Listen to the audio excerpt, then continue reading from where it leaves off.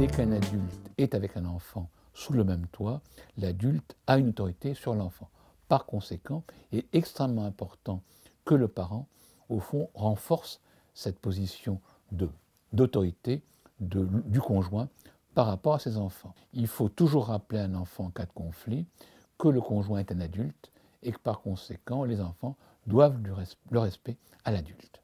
Il ne faut surtout pas prendre parti de ses enfants contre le nouveau conjoint, sauf si évidemment, comme dans n'importe quelle famille, celui-ci est dans une position d'erreur manifeste. Mais par contre, penser qu'en étant complice de ses enfants contre le nouveau conjoint va résoudre des problèmes est une profonde erreur, puisque ça va retentir en même temps sur les relations de couple, et c'est ce qui aboutit souvent à la rupture dans le nouveau couple.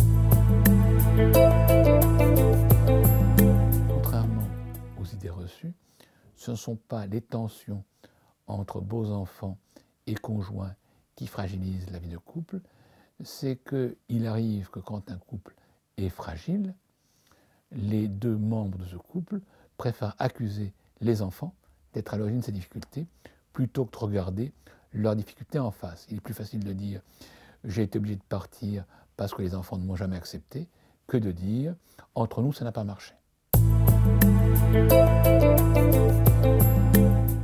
Le nouveau couple doit savoir se préserver.